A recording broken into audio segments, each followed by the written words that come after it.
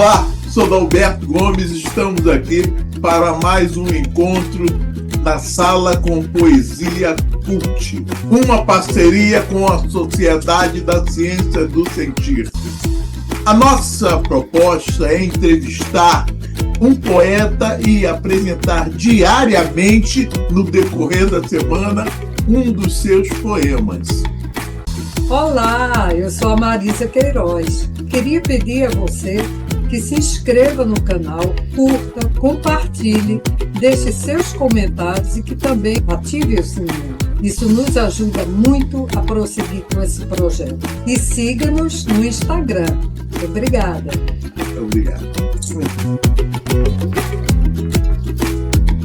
Wilton atua há 44 anos no magistério, ensinando literatura. Na música, lançou 22 álbuns, 14 em CD e o restante em vinil. No cinema, participou de 2 longas e várias curtas.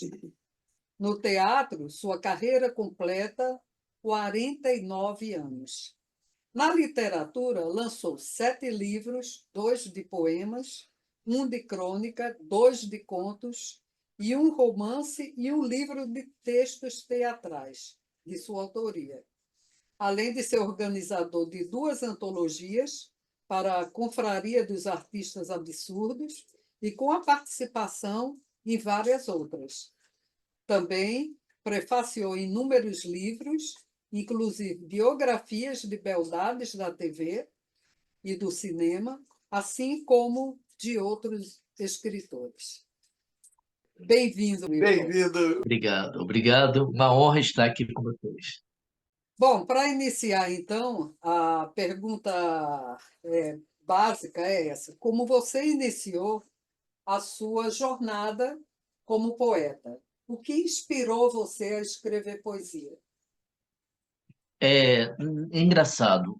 Tudo começa na família e na escola. Eu sempre digo isso. Na minha família, apesar dos meus pais terem assim um bom desenvolvimento artístico, minha mãe inclusive escrevia poesia e tal, mas eles não me estimularam muito. Mas a escola pública principalmente, quando eu fui para a escola pública, ela me abriu um leque imenso, com professores maravilhosos, cuidadosos, e que incentivavam muito a escrita.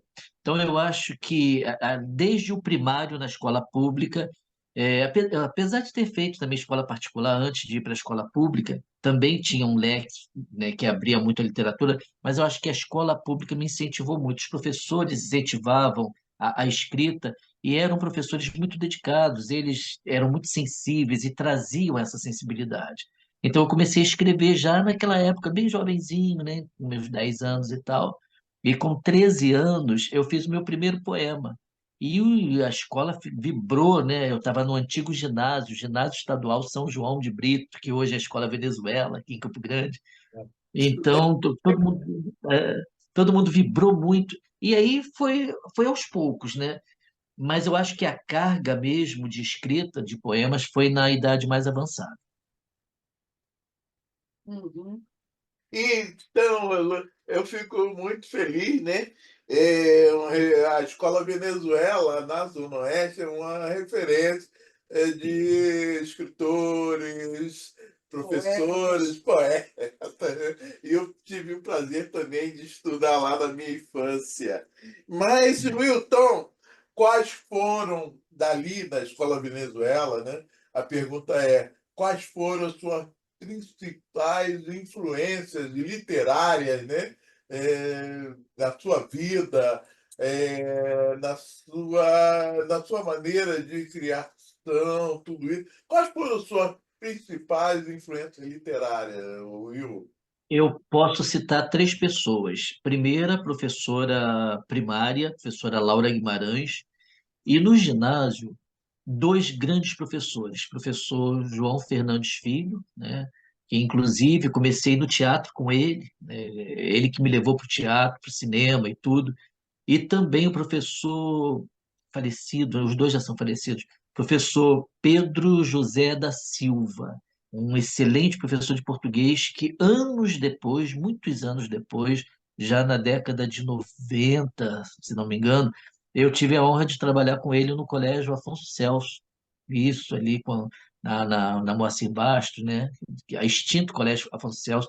Então, esses dois homens, esses dois professores, além da professora primária, mas principalmente eles me estimularam muito, eles me ajudaram muito, eles me ensinaram muito, eles levavam livros para que eu pudesse aprender teoria literária, né? Eles o tempo todo exigiam de mim, porque eles achavam que eu podia dar mais do que eu dava, e aquilo era difícil, e eu tinha uma certa dificuldade, e eles ali, não, você pode, você vai, e até que as coisas foram. Então, eu acho que esses dois homens, além da professora Laura, né, não sei se ela ainda é viva, espero que esteja viva, foram duas grandes influências para mim, duas grandes influências. Justamente está aí a pergunta. E quais são, e foram, né, os poetas, né, que influenciaram, né? Que influenciaram. E qual é o escritor que você mais gosta? Mais gosta? Rapaz, eu gosto de todos, mas tem um que as pessoas até se espantam comigo. Eu amo Álvares de Azevedo. E as pessoas, mas o Will, ele é muito melancólico, ele é muito depressivo, porque ele faz parte de uma corrente romântica, né, ultra romântica, fez parte do mal do século, aqueles poetas que morriam muito cedo e tal. Mas eu acho que Álvares de Azevedo me estimulou muito. E ele não me estimulou apenas na poesia, ele me estimulou também na prosa, porque quando eu li Noite na Taverna, que é uma coletânea de contos, né, e que fazem uma grande história, e são contos macabros, e eu muito menino, né, com uns 14 anos lendo aquilo, aquele mundo me despertou para uma criatividade que eu comecei a imaginar, porque eu já estava trabalhando com teatro. Então, o teatro também foi abrindo portas, nesse sentido de estimular você a idealizar textos. Então, eu acho que tanto na poesia quanto na prosa, o Álvares de Azevedo, para mim, foi a maior inspiração. Agora, é claro, eu adoro vários escritores, vários poetas, muitos. Eu poderia ficar aqui a noite toda citando todos eles de todas as correntes. Mas eu acho que o mais importante para mim foi Álvares de Azevedo, com certeza. Ah, beleza. Com uma tua, ótimo. Então, e o seu processo de escrita, como é que se dá? Você tem alguma rotina e, em particular? E existe algum Eu tema recorrente na sua escrita? não existe um tema recorrente. Às vezes os temas podem até se repetir, mas eu escrevo aquilo que me vem no momento. Então eu não tenho uma rotina. Às vezes eu estou andando na rua e olho uma planta minúscula. Dia desses eu vi uma florzinha pequenininha, do tamanho da cabeça de um alfinete, entre um paralelepípedo e o outro da estrada daqui da rua. Aí eu falei, nossa, uma vida que ninguém percebe que a gente passa ali naquele corre-corre, né? Pisa, e uma vida ali belíssima sendo formada num universo tão minúsculo que ninguém percebeu. E eu tive essa honra de perceber. Então eu cheguei a tirar a foto, e aí eu criei um poema em cima daquela florzinha tão minúscula que ninguém vai enxergar, porque ninguém para olhar o que está entre um paralelepípedo e outro de uma estrada. Então, eu vou pegando assim momentos que chegam, uma nuvem no céu, uma fala de alguém, essa preocupação muito social, né? Quando eu vejo pessoas, principalmente pessoas em situações difíceis, isso tudo isso mexe muito comigo, porque eu já passei por situações assim semelhantes, e hoje, trabalhando na escola pública, eu vejo muitos alunos em situações muito difíceis. Então, isso tudo machuca muito. Aí eu acho que isso, aquilo que me machuca demais, acaba me fazendo escrever, né? Mas aí já seria um lado mais social e tal. Agora, eu gosto muito de escrever sobre natureza, né? Sobre sentimentos e sobre a natureza. E eu acredito que seja por isso que eu estou sempre atento, né, ao vento, a uma folha que mexeu, uma folha que caiu, um cachorrinho que latiu. Então, estou o tempo todo atento nisso. Agora, a rotina em si não tem. E é mais estranho que não é sempre que eu tenho as inspirações. Às vezes eu passo um longo tempo sem inspiração nenhuma, uma coisa horrível. Meu Deus, não consigo escrever nada, não vem nada à cabeça. Aí daqui a pouco aquilo parece que chove, vai caindo, caindo. E aí você começa a produzir, produzir, produzir, produzir, produzir. Aquela semana, aquele mês todo. É muito esquisito. Parece que vem de roldão assim e acaba, e daqui a pouco para, volta de novo. Não sei bem como é que é. Mas eu acho que a observação do dia a dia, de cada minuto, para mim, é essencial para a escrita. Uhum. Ótimo. E tudo isso, toda essa sua narrativa, existe algum processo, algum bloqueio criativo? Né? Pelo visto, não existe, não tem, né? Mas Da existe Alberto, eu tenho sim, bloqueio Sim, criativo, e se tenho. isso, não, eu acredito que não. E ele falou que que existia, né? existia, Há né? E momentos que como, ele como não você. consegue escrever. E qual é o modo que você consegue desbloqueá-lo, né? Sair dessa, nessa vibe aí. Como é que. Olha só, além desse processo que eu citei, que às vezes vem, que às vezes não vem, eu tenho sim um bloqueio. Uma das coisas que eu gosto muito quando eu vejo nos poetas são as rimas. Eu adoro rimas, só que eu quase não consigo produzi-las.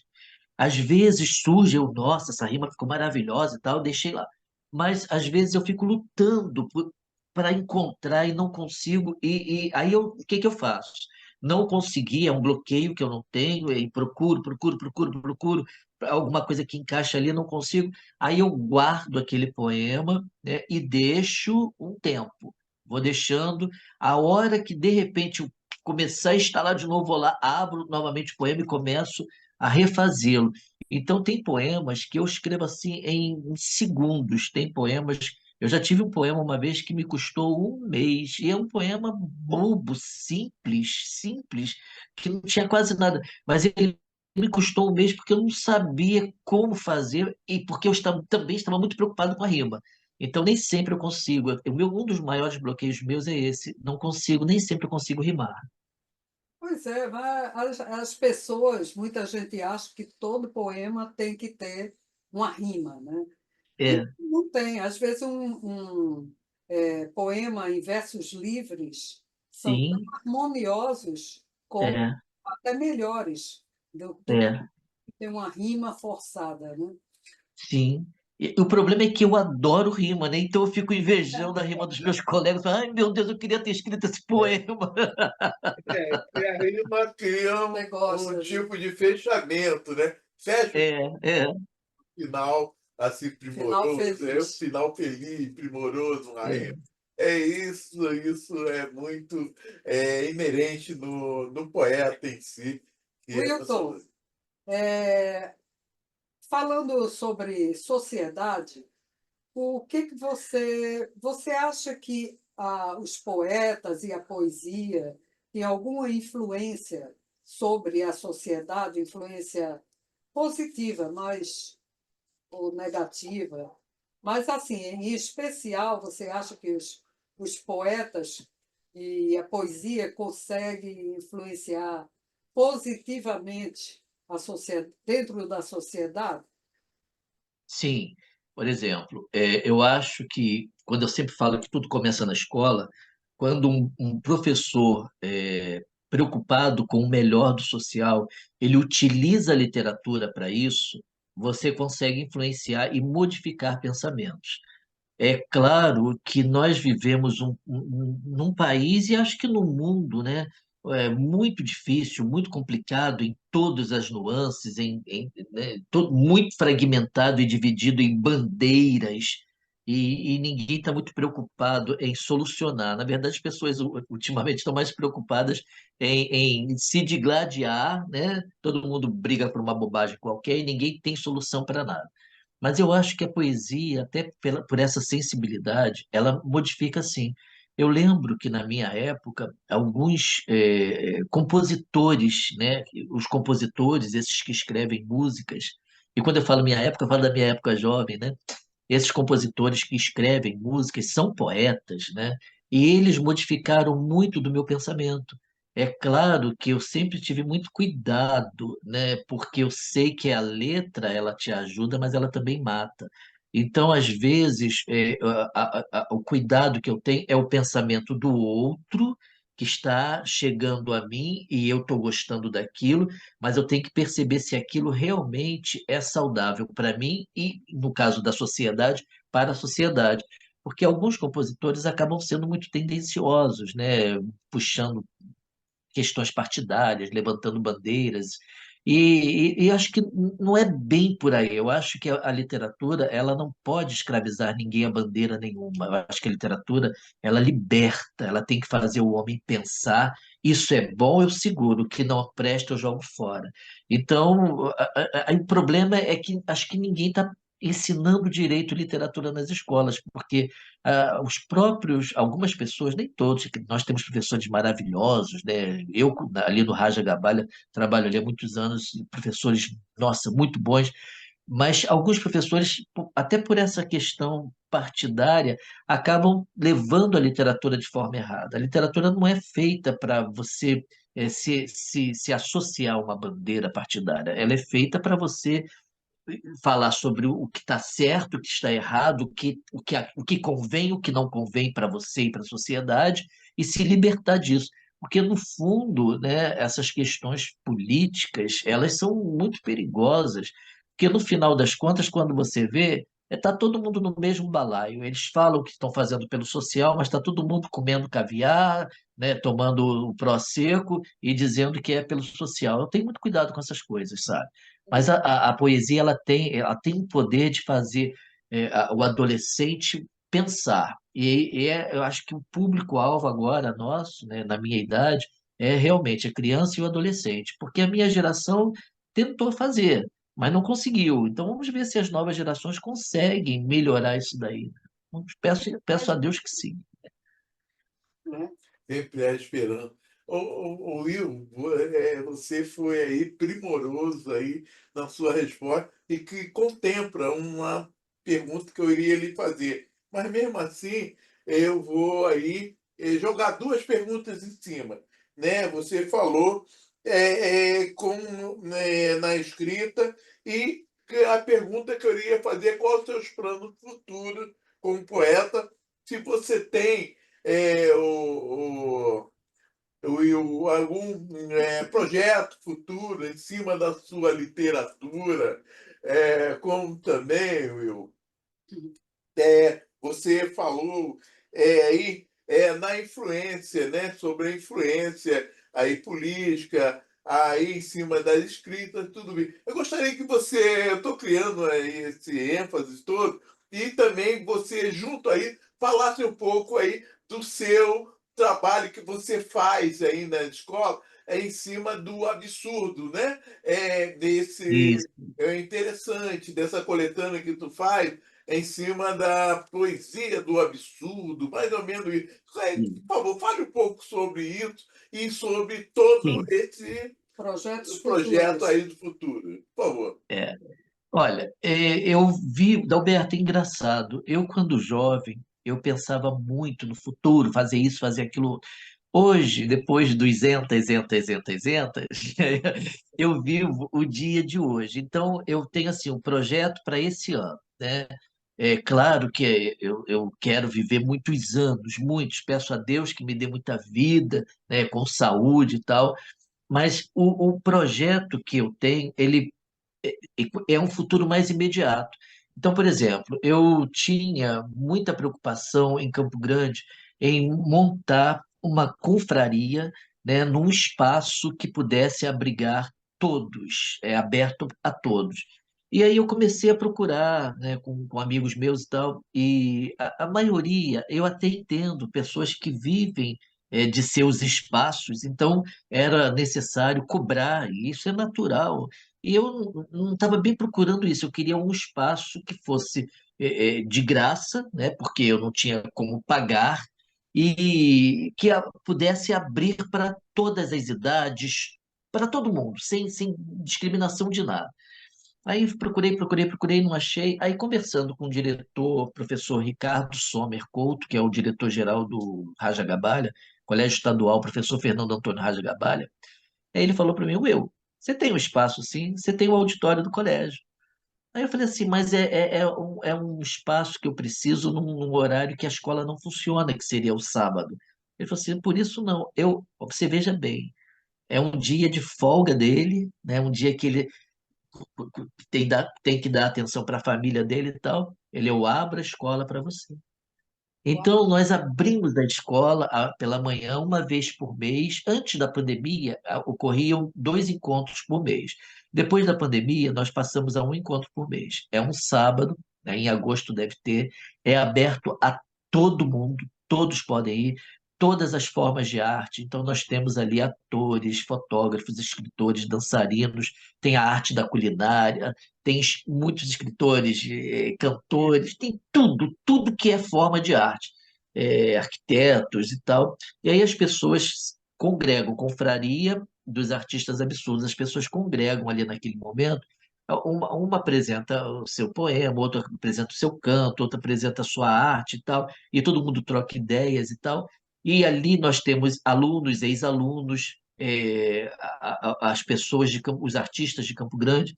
E o melhor disso, que eu acho, é que surgiu a ideia de montar uma antologia, ou seja, textos, né, das pessoas que queriam participar. Então, nós fizemos a primeira antologia da Confraria dos Artistas Absurdos, e depois, esse ano, lançamos, foi nesse mês, nós lançamos a segunda antologia. E o detalhe, as pessoas que participam não pagam nada para isso, né? Elas participam e ainda ganham 3 livros, né? Porque tem a sua obra perpetuada na literatura. Então, essa segunda antologia foi muito engraçado, que veio até História em Quadrinho, que era de um quadrinista, evidentemente, né? É de um quadrinista. Então, se tiver um fotógrafo e ele quiser fazer exposição das fotos, tem o direito de fazer. Então, a antologia ela vai evoluindo conforme vai chegando. Já estamos na segunda, vamos ver o que vem na terceira. Hum. E eu acho que esse projeto ele abriu as portas para tantas pessoas, porque nessa congregação de troca de ideias, né, esse intercâmbio todo, fez com que surgissem 2 textos literários, né? O Catarina, do Mário Seita, que foi encenado na Sala Ruth de Souza, foi indicado para 4 prêmios e levou 2 troféus. Surgiu também para o teatro o texto Chá das 5, que está percorrendo os palcos, né, principalmente das universidades. A Universidade Estácio de Sá está sempre pedindo para que o texto chegue, porque é um texto que fala sobre a perda da identidade quando o nordestino chega ao Rio de Janeiro e ele tem que virar carioca, né? E é tudo muito difícil para ele, né? Então, o texto ele fala sobre muitos assuntos. Então, dali foram surgindo projetos, inclusive na Confraria dos Artistas Absurdos, nós recebemos a presença de um ex-aluno meu, ex-aluno de escola noturna, do Colégio Estadual Charles Dickens. Ele era meu aluno à noite, era um aluno que estava um pouco sem perspectivas, e quando ele teve a primeira aula de literatura, ele falou: é isso que eu quero ser. E ele foi fazer faculdade de letras, e hoje ele é professor de faculdades, ele é dono da editora Ascensão. Olha isso. Olha, É de uma felicidade. E aí, quando ele apareceu dizendo que era dono da Ascensão, foi assim que ele abriu as portas para 5 pessoas da confraria poderem fazer os seus livros, né? Editar seus livros. Durante muitos anos, Nancília, o tempo todo, Nancília Pereira, escritora, e a escritora Marli Monte, o tempo todo pedindo, Will, lança um livro, lança um livro. Eu nunca tive a pretensão de lançar. Quando o Fábio Vincent, que é o dono da Ascensão, veio com essa ideia, ele possibilitou, né? E aí eu lancei o meu primeiro livro de poemas, poemas para crianças de todas as idades. E esse livro, eu sempre digo, ele é um livro aliás, fininho, lá na pequenininho, nossa biblioteca lá. isso. Ele é pequenininho, mas ele fez um. Eu digo que esse livro foi o meu livro mais importante, não por ter sido o primeiro, não. É porque ele é um livro sagrado. O diretor de teatro Rodrigo de Castro, Ele estava trabalhando ali no Centro de Convivência da Zona Oeste, o Secoso, que funcionava dentro da lona cultural Elza Osborne, e ele estava trabalhando com crianças com várias síndromes, né, crianças especiais, e crianças, inclusive, que nunca haviam conseguido falar. E ele trabalhou esse livro com as crianças, e essas crianças começaram a declamar esses poemas, e ele filmou, e isso está registrado no YouTube. Então, eu acho que o papel sagrado do livro foi esse, trabalhar essas crianças que são especiais. Então, tudo isso, eu acho que são os planos que a gente vai para o futuro, é esse, é um dia após o outro, né? Vamos ver até onde vai chegar. Tem realmente um trabalho muito profícuo, né? Muito bacana, né? Mas, olha, infelizmente, nós já estamos com o nosso horário aqui bem apertado, e eu Sim. gostaria só de fazer uma pergunta que tem duas questões, tá? Para no final você nos brindar com um poema. É o Tá seguinte. bom. Sempre existem aqueles que nos dão um feedback negativo, né? Eu gostaria de saber como é que você lida com isso e também que conselho você daria aos jovens que estão querendo entrar nessa área, né, da poesia, literatura, o que você diria para eles? Bom, vamos primeiro para os jovens, né? Eu diria o seguinte: leiam muito, né? Procurem o amor pela leitura. Peço a Deus que as escolas primárias estejam fazendo esse serviço, de trazer para as crianças o amor pela leitura. Porque ali, naquele momento, quando a criança ainda é pequena, ela consegue adquirir, né, determinados hábitos, e a leitura é um deles. Se a escola primária falhar, dificilmente o quinto ano, sexto, sétimo e em diante vai conseguir. Então, é ali, na alfabetização, que a tia, a professora primária, tem que demonstrar que ama livro, que conhece livro e que trabalha livro. Quando ela começar a trabalhar isso, a criança vai gostar. Quem está querendo ingressar na literatura, né, os jovens, leiam bastante, leiam, leiam, leiam muito. Não precisa ler assim um texto enorme, que seja um parágrafo, que seja um poema pequeno. Vai criando o hábito de leitura. Hoje você lê um pequenininho, amanhã você tem necessidade de ler um maior e tal. Quando você vê, está adorando aquilo e você está criando isso. Então, acho que a leitura é primordial. Agora, sobre o feedback, é engraçado, né? A gente tem que estar preparado para tudo na vida. O feedback, muitas vezes, é maravilhoso, mas a gente precisa ter cuidado, porque não que você vá se infonar de vaidade. Nem digo isso.